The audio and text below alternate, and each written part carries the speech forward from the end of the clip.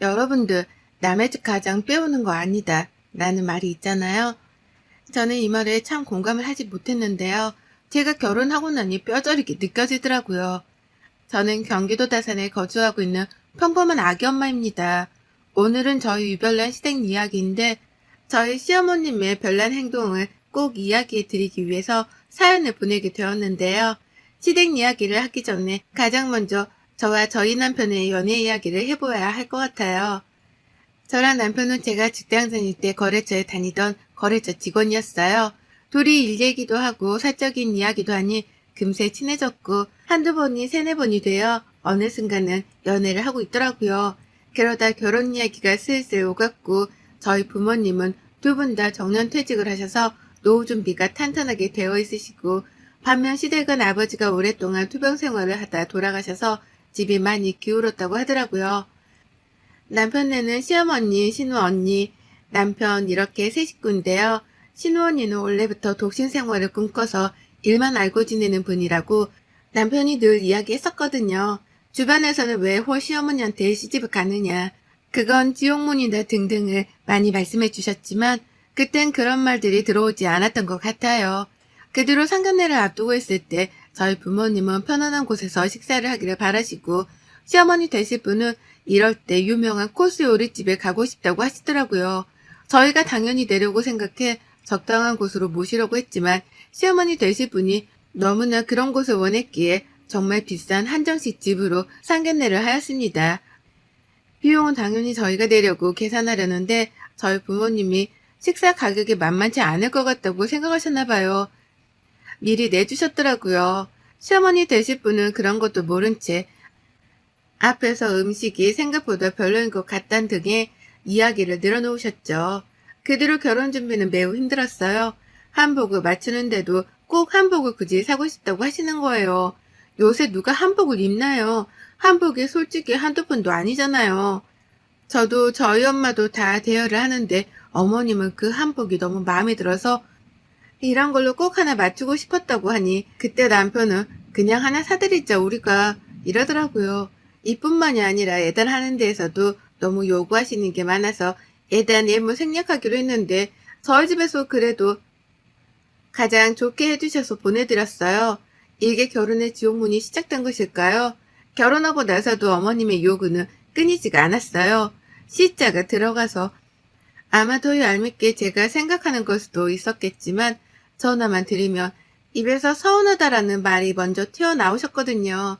항상 또 뭐가 먹고 싶다, 이런 것 좀 사달라 이런 말을 하시니까 쿠팡이나 마켓컬리에서 장 봐서 보내드리고 저희가 못 가는 날에는 배달 어플로 어머님 드시고 싶은 음식들도 시켜드리곤 했어요. 당연히 최선을 다했다고 생각했고요.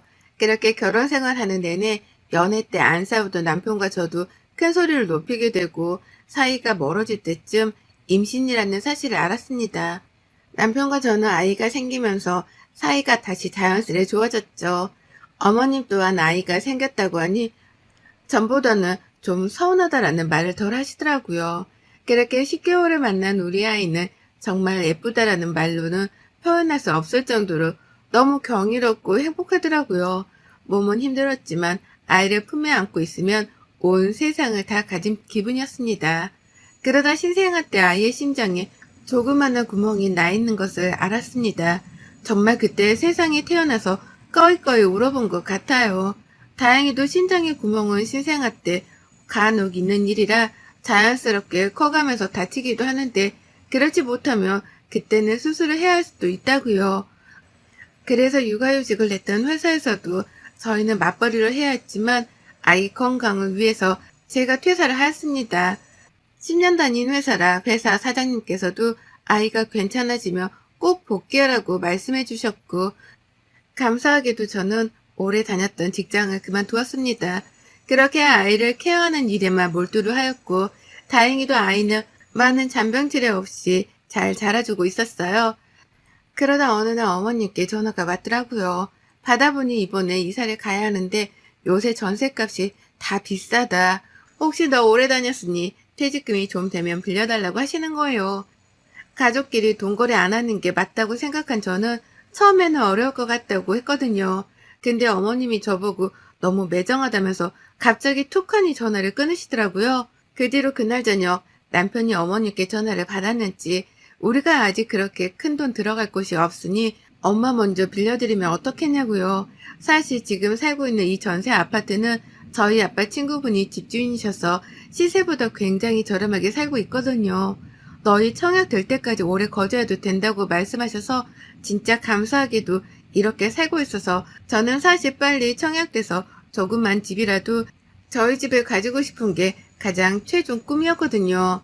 그래서 그 돈은 청약되었을 때 계약금이라도 하려고 가지고 있으려고 했는데 남편이 저러니 우선은 알겠다고 하고 어느 때까지 기한을 정해서 그 안에는 받을 거라고 얘기했죠. 어머님이 돈 빌려준다는 말이 기분 좋으셨는지 전화가 와서는 자기가 한 달에 조금씩이라도 이자를 주신다는 거예요. 공짜로 빌리는 게 너희도 힘들 텐데 자기가 조금 내겠다 하면서요. 웬일이지? 싶어서 마다하지 않았죠. 그렇게 퇴직금이 들어오고 빌려드리고 난 후 한 3개월 정도는 소정의 이자를 주시더군요. 근데 그 이후부터는 아예 들어오지 않더라고요. 그걸 또 물어보기 그래서 기다리고 있는데 마침 전화가 와서 말씀하시길래 저도 이자 이야기를 꺼냈어요. 그랬더니 요새는 후불이자가 더 낫다면서 자기가 돈 갚는 날 이자를 그때 다 쳐서 주겠대요. 솔직히 믿지도 않았지만 그래도 가족이니까 그 정도는 해주겠지 생각했던 것 같아요. 그러다 덜컥하고 넣은 청약에 당첨이 된 거예요. 비인기 지역이기도 했고 작은 평수이기는 해도 진짜 신혼부부 특공으로 돼서 정말 너무나 기쁘더라고요. 자기 집이 생긴다는 게요. 남편도 너무 좋아해서 계약금 입금하는 날만 기다리고 있었죠. 어머니께 빌려드린 돈도 기한도 거의 끝나서 이번에 저희가 청약이 돼서 그 돈으로 계약금을 내려고 한다. 언제쯤 줄 수 있냐 물어보니 조금만 기다리라고 곧 준다고 하시더군요. 알겠다고 하고 며칠 동안 아무리 기다려도 깡깡 무소식인 거예요. 계약금 기한은 다가오는데 그래서 빨리 어머님께 전화도 드리고 찾아도 가보았어요. 그랬더니 찾아가서 돈 달라고 말씀드리니 하시는 말이 정말 가관이더군요. 자기를 꼭 나쁜 사람 만든다면서 어련히 줄 텐데 뭐 이렇게까지 쫓아왔냐면서 그러시길래 저희 사정 다 알지 않냐.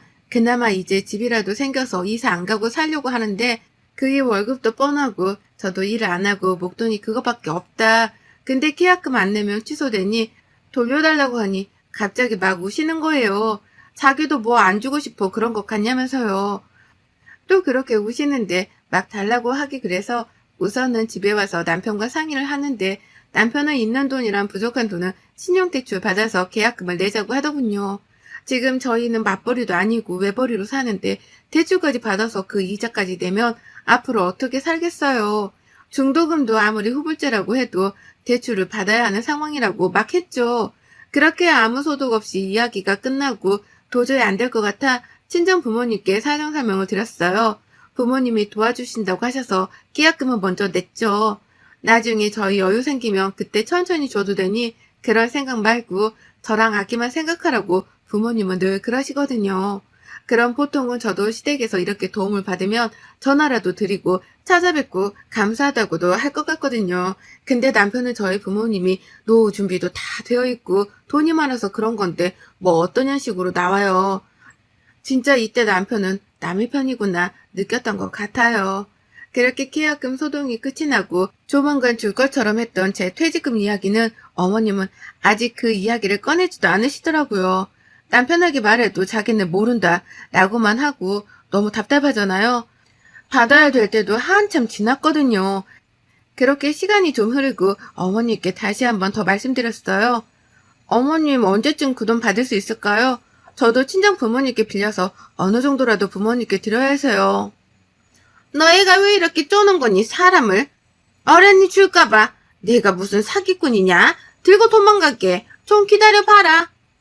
어머님 그게 언제인데요. 그때도 주신다고 하셔놓고 계속 지금 미루고 계시잖아요. 아니 얘가 좀 기다려보라니까 내가 떼먹냐고 하면서 오히려 자기가 큰 소리를 치시더군요. 남편은 남편대로 엄마가 줄 거니 기다리라고 하고 너무 답답하잖아요. 그런 답답한 마음을 가지고 살고 있는데 그 주 주말에 친정에서 시댁에 가져다 주라고 과일 같은 거를 보내주셔서 남편이랑 아이랑 시댁으로 건너갔어요. 과일을 드리고 함께 깎아먹고 있는데 부엌에 못 보던 차키가 있는 거예요. 그래서 제가 어머님 언니 오셨어요? 라고 물으니 아니 왜? 걔 지금 부산 출장 가 있어. 라고 하더라고요. 그럼 이거 차키 뭐예요? 라고 하니 갑자기 말을 더듬으면서 아 이거 친구가 잠깐 두고 간 거야. 뭐 차 나보고 필요하면 쓰라고 해서. 그래서 제가 아 네 이러고 말았죠. 그렇게 시댁에서 와서 곰곰이 생각해 보는데 왜 사람이 촉이란 게 있잖아요. 아무래도 어머님네 한번 다시 가봐야겠다고 하고 있다가 남편한테 잠깐 아이를 맡겨두고 시댁으로 급습했어요. 근데 정말 그때 제 눈을 도려내고 싶을 정도였어요. 어머님 집으로 가는데 나오는 모습이 어머님만 있었던 게 아니라 어떤 남자분이랑 같이 나오는 거예요. 아니 너무 놀라서 그냥 숨어버리기는 했는데 그게 무슨 일인지 그리고 숨지겨 지켜보는데 그 남자가 어머님께 차를 고맙다고 했나? 이런 식으로 이야기하는 것 같더라고요. 그래서 도대체 무슨 돈이 나셔서 저거를 사셨을까? 뭘까 싶었거든요. 아무리 생각해도 도통 이해가지 않아서 물어볼까 하다가 혼자 끙끙 앓고만 있다가 어머님께 여쭤보았어요. 어머님, 바쁘세요? 아니, 왜? 제가 그때 어머님네 뭐 두고 온 게 있어서 가지러 집으로 갔는데 집에서 어떤 남자분이랑 나오시던데 그분은 누구세요? 어? 누구? 나 맞아? 내가 남자랑 왜 있겠어? 아니 진짜 어머님이셨어요. 남자친구분은 아니시죠? 아니 무슨 남자친구야. 그냥 친구야 친구. 친구인데 차를 선물하세요? 어머님은 돈이 어디서 나서요?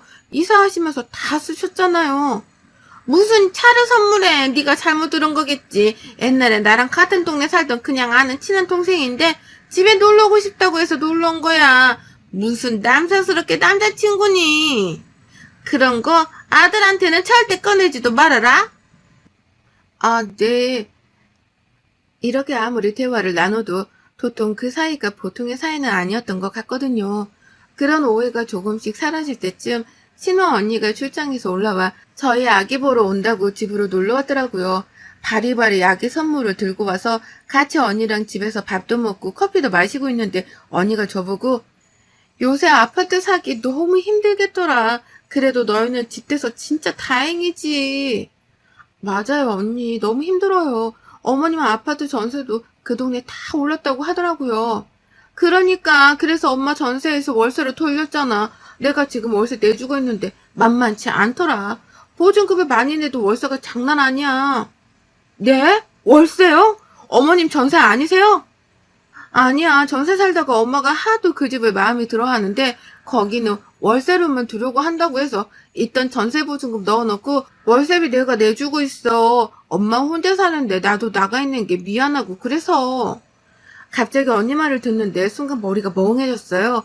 어머님이 분명 저에게 전세 가격이 올라서 그거 보태려고 돈을 빌려가셨다고 했는데 월세를 돌린 거면 제 돈은 어디로 간 건지 갑자기 머리가 새하얘지는 거예요. 언니, 저 어머님이 전세 가격 때문에 퇴직금 받은 거 좀 빌려달라고 하셔서 빌려드렸는데 지금 월세인지 저 몰랐어요. 라고 하니 언니가 아니 얼마나 빌려주냐고 왜 그런 큰일을 말 안 했냐고 하더라고요. 자기는 몰랐다고요. 그러면서 엄마가 도대체 그 돈이 어디에 필요해서 빌린 거냐고 자기가 분명 계약할 때 금액도 다 확인하고 월세도 꼬박꼬박 내주고 있다고 하면서요. 그렇게 언니가 당장 엄마한테 가보자고 어머니께 갔더니 집에 안 계시는 거예요. 근데 언니가 막 옷장을 뒤지더라고요. 서랍장이요. 통장을 찾으려고 하셨던 것 같은데 언니가 옷장을 여는 순간 발견한 건 명품 옷부터 가방까지 쫘르르 있더라고요. 언니랑 저는 순간 너무 당황해서 어찌 해야 할지를 몰랐고 그때 어머님이 들어오셨는데 제가 지금까지 보던 어머님과는 180도 다른 모습이었어요. 화장도 거의 안 하시고 그런 분이셨는데 지금 어머님은 화장이 엄청 화려한 옷과 구두와 신발 액세서리를 하고 있으시더라고요. 심지어 어머님 뒤로 따라오던 사람이 더 충격적이었는데요. 제가 그때 본 그 남자더라고요. 어머님은 너무 놀라서 그 자리에 서 있고 그 남자라는 분은 누나 누구야? 이러고 있더군요. 순간 언니가 너무 화가 나서 지금 누구신데 저희 집에 들어오려고 해요? 라고 하니 자기가 누나 남자친구라고 했나? 그래서 언니가 당장 우선 나가라고 하고 그 남자는 보내고 어머님이랑 저랑 언니랑 셋이 앉았어요. 언니가 어머님께 정말 나지막한 목소리로 엄마, 이게 무슨 일이야? 쟤 퇴직금도 전세 보증금 올린다고 빌려달라고 했다는 건 또 무슨 말이야? 당장 말해. 나 도는 거 보기 싫으면. 아니, 그게 아니라. 당장 말해, 엄마. 나 지금 여기 있는 거 다 뒤집어 엎기 전에. 쟤 돈은 차 사는데 썼어. 무슨 차? 엄마가 차가 왜 필요해? 그리고 차가 필요하면 나한테 말을 해야지. 왜 쟤 돈은 왜 빌려가? 그 돈 얘네 집 계약금 하려고 달라고 했다던데 그럼 팔아서라도 줘야지. 지금 장난한 거야 나랑? 아니 팔려고 내놨는데 돈이 좀 부족해서 고민하고 있었어. 엄마 이게 도대체 무슨 말이야. 저 옷장에 있는 건 다 뭐야. 무슨 돈이 나서 이렇게 한 거야? 아까 저 남자는 누구고? 어머님이 그 뒤로 꺼낸 이야기는 정말 경악을 금치 못하는 이야기들이었어요. 저희 어머님이 등산이랑 테니스를 잘 치시는데 테니스에서 만난 남자친구래요. 그 남자가요. 테니스 코치인데 처음에 만나고 이런 것보다 그냥 몇 번 만나서 밥도 먹고 영화도 보고 했는데 어느 순간 잘 만나니까 그냥 외로워서 집에도 놀러 오고 그랬다고요. 그리고 차는 그 남자애랑 데이트하려면 차가 필요하기도 하고 남자가 자기도 차가 있었으면 해서 같이 타고 다니려고 산 건데 그 남자애가 차값은 당연히 자기가 준다고 해서 먼저 낸 것뿐이라고요. 그리고 그 돈을 저한테 빌려서 그 차를 사신 거죠. 언니랑 저는 정말 어머님의 이야기에 경악을 금치 못했고 그럼 나머지 사치한 돈은 어디서 났냐고 어머님께 소리소리 지르니까 뭐 보험 해지하고 카드비도 좀 지셨더라고요. 우선 그 차는 팔면 손해라 언니가 저에게 정말 미안하다면서 제 퇴직금은 돌려주셨어요. 됐다고 정말 됐다고 나중에 차 팔리고 받는다고 했는데 정말 미안하다면서 돈을 주시는 거예요. 그리고 나서 어머님은 결국엔 그 차를 다 파시고 그 남자분 만나려고 했던 사치용품들은 언니가 다 갖다가 환불할 수 있는 건 하고 다 팔았더라고요. 제가 또 못 받았지만 언니는 그래야 마음이 편할 것 같다고 다 정리하시더라고요. 그리고 어머님 집도 정리했어요.